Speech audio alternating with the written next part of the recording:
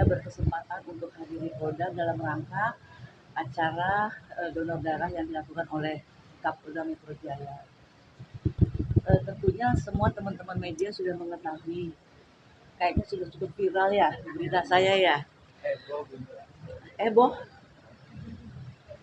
Saya pribadi sebenarnya tidak menginginkan berita ini sampai naik ke permukaan. Tapi sebagai istri sah, tentunya saya perlu memperoleh satu perlindungan dan pengamanan buat saya. Saya juga kebetulan ada pengacara saya di sini, Bu Eli dan Pak Ahlan. Tentunya sebagai istri sah, telah mendapatkan bukti-bukti dari perselingkuhan yang dilakukan oleh wanita tersebut dengan suami saya. Pelakor. Mungkin apa? Pelakor, Bu. Pelakor ya? Ya. Pelakor itu artinya apa ya? Pengganggu rumah tangga orang ya? Perebut. Perebut laki orang. Perebut suami orang, laki orang. Ya. Nah, tentunya sebagai laki-laki hal perselingkuhan itu mungkin dianggap wajar kali ya.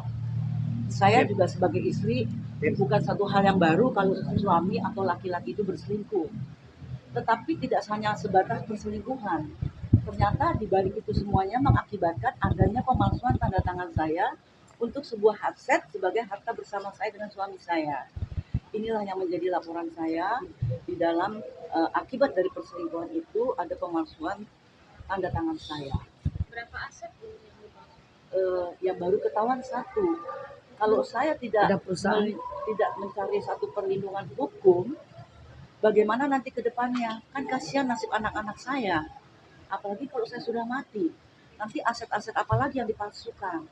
Yang satu itu asetnya apa? Asetnya itu rumah di Bandung. Bahkan karena objeknya di Bandung, itu notaris juga melakukan tanda tangannya di Jakarta. Dari sini aja sudah salah gitu, ya kan? Tapi biarlah itu menjadi ranah hukum yang diwakili oleh pengacara dan pihak kepolisian. Saya hanya sebagai istri mengharapkan ada satu kebijakan dan ada satu laporan saya agar segera ditindaklanjuti karena di sini menyangkut nasib saya dan nasib anak-anak saya. Dugaan isuan perselingkuhan ini diketahui dari kapan awalnya itu? Sebenarnya sudah lama, tapi iya sebenarnya sudah lama, tapi namanya sebagai istri, saya punya tanggung jawab moral terhadap keluarga demi menjaga nama baik keluarga, nama baik saya, juga martabat dan harga diri saya. Tidak menginginkan sebenarnya masalah ini sampai ke permukaan bahkan menjadi satu konsumsi publik, tidak sama sekali menginginkan, tetapi saya merasa sebagai warga negara saya tidak sendirian, tapi saya bisa memperoleh satu keadilan, memperoleh satu perlindungan hukum. Oleh karena itu saya juga dibantu oleh pengacara, karena saya juga awam masalah hukum, saya dibantu oleh pengacara. Jadi perselingkuhan itu sendiri sudah dilakukan tuh lebih dari 2 tahun. Dan saya berharap, sangat-sangat berharap, mudah-mudahan ada satu etika baik. Suami saya sadar, wanita perempuan itu yang sebagai pelakor juga sadar bahwa ini mengakibatkan kehancuran rumah tangga saya, kehancuran keluarga saya. Mudah-mudahan mereka diberikan satu kesadaran, Allah membukakan pintu tobat untuk mereka semuanya, diampunkan segala dosa-dosa dan kesalahannya, dan suami saya bisa kembali ke keluarga dengan baik, itu harapan saya. Tetapi dalam waktu yang 2 tahun ini tidak ada etikat baik dari mereka maupun dari suami saya, ya saya sebagai warga butuh perlindungan hukum dan hal ini. Dengan orang yang sama kan yang 2 tahun yang lalu itu masih sama perempuan muda itu. Emang tahu perempuan yang mana? Yang dulu isu awal itu benar Bun, masih Bun. Iya. Bun, 2 tahun masih dinafkahi tidak Bun? Ya. Sudah nggak serumah Bun waktu itu? Yang jelas suami saya sejak kenal pelakor itu tidak mau kembali ke rumah. Entah kekuatan apa. Magic nggak? Ya, magic. Mungkin juga kena magic atau di luar sadar suami saya, karena tujuannya mungkin memang, apalagi sih pelakor itu tujuannya kalau bukan ke harta, ya.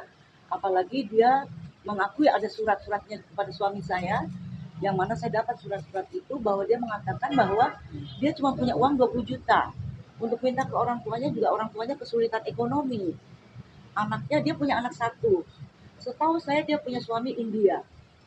Saya nggak tahu itu kok tiba-tiba bisa mengganggu rumah tangga saya.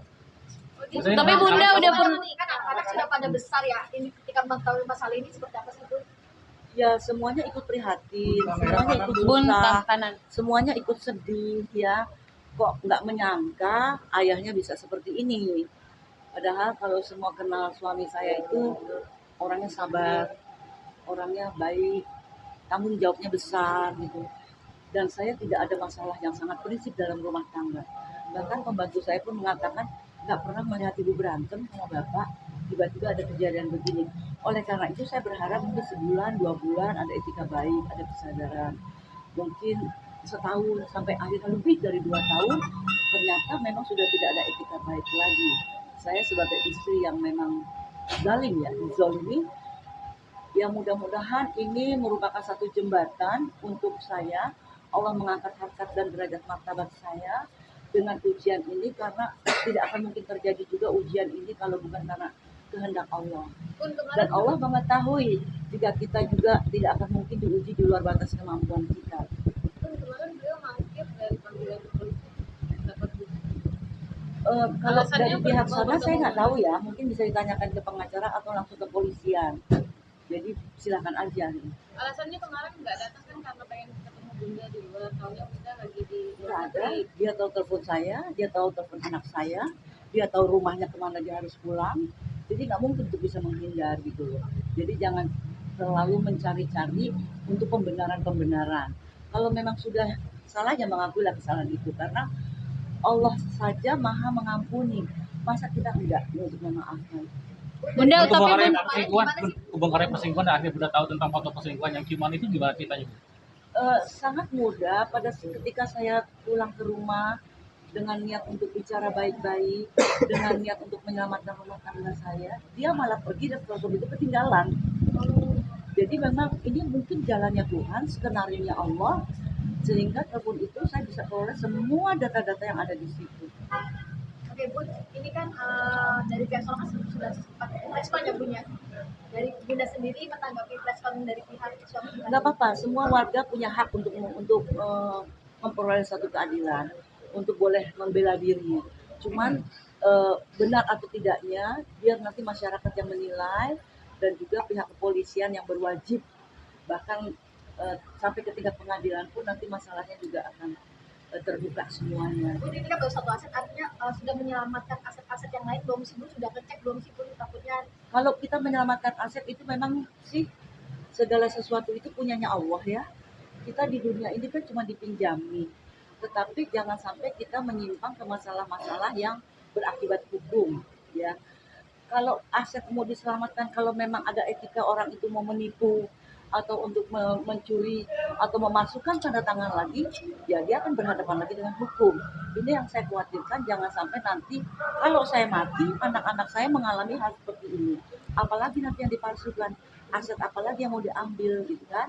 Jadi ini juga salah satu saya memperjuangkan nasib dan hak anak-anak saya. Bun menyesalkan juga selama nggak? 2 tahun masih dinafkahi nggak Bun sama beliau? Sama sekali tidak. Tidak. Udah nggak? udah berapa tahun Bun tidak dinafkahi? 2 tahun lebih. Ujungnya ini akan proses hukum atau bagaimana? Karena masalah ini sudah saya laporkan ke hukum ya, biarlah ini menjadi masalah hukum, dan saya yakin dan percaya bahwa hukum apapun pasti bisa diselesaikan dengan baik. Bun, tapi sebelumnya sudah pernah bertemu secara langsung dengan si pelakor atau Pihak keluarga Pihak keluarga suami pelakor. atau Pada apa? saat itu ada upaya polisi untuk memediasikan kami dengan si pelakor, tapi pelakornya malah kabur dari saya. Ada rencana untuk gugat cerai nggak Bun? Karena sampai saat ini belum ada etikat baik dari pihak suami dan pelakor. Biar saya selesaikan dulu satu persatu masalahnya ya, supaya apa yang jadi saya perjuangkan itu adalah hak bersama saya sebagai istrinya. Jadi Menyesal bukan nggak? berarti saya harus menceraikan sekarang atau saya menggugat cerai sekarang. Nanti saya tidak punya hak lagi sebagai istri untuk memperoleh hak-hak saya. Jadi oleh karena itu saya tidak dulu untuk menggugat cerai, tetapi saya menuntut agar polisi juga di sini berlaku adil dan segera memproses apa yang menjadi laporan saya. Bahkan sudah ada laporan dari Letkrim bahwa tanda tangan itu sudah jelas-jelas palsu. Saya berani yakin bahwa perempuan itu yang memasuk.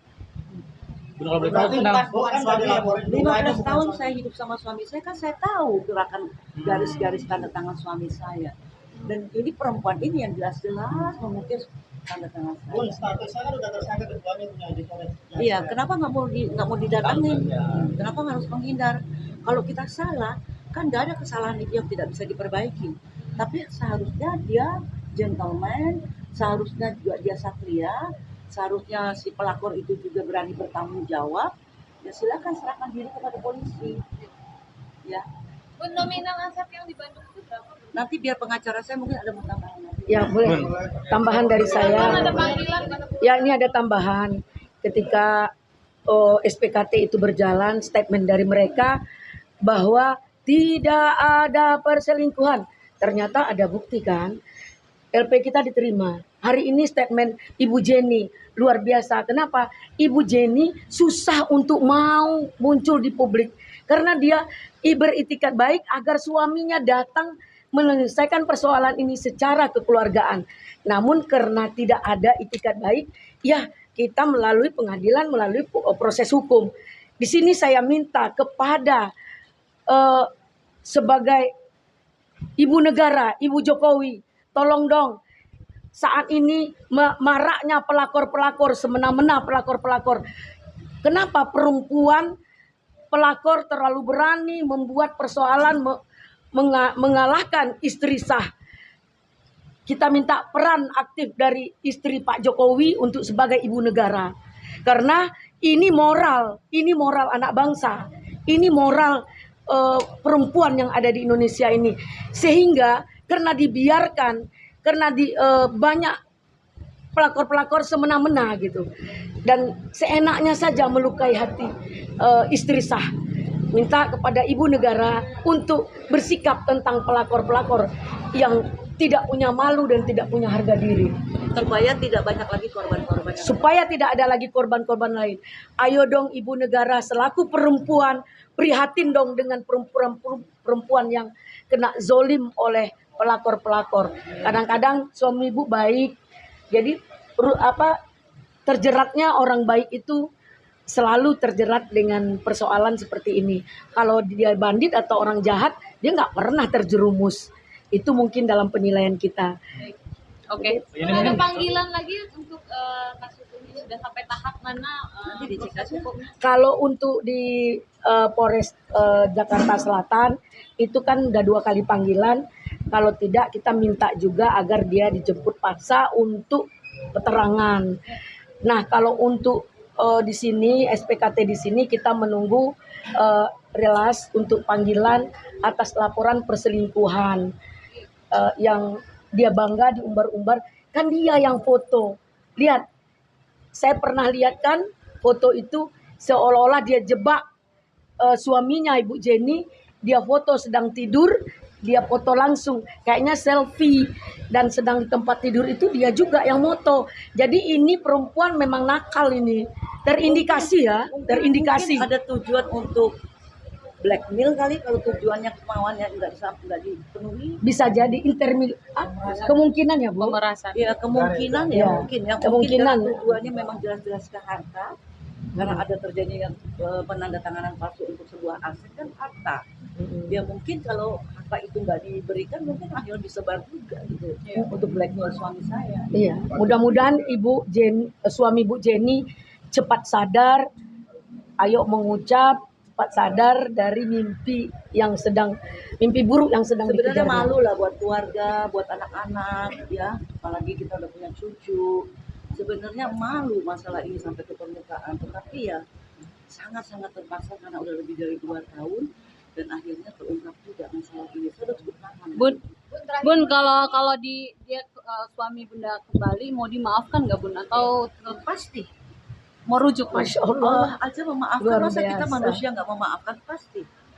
Dan semua itu pasti ada jalan, ada kebaikan ya. Mudah-mudahan harapan saya semuanya akan menjadi baik dan si pelakor itu menjadi sadar, jangan juga menimbulkan korban-korban pada laki-laki yang lain.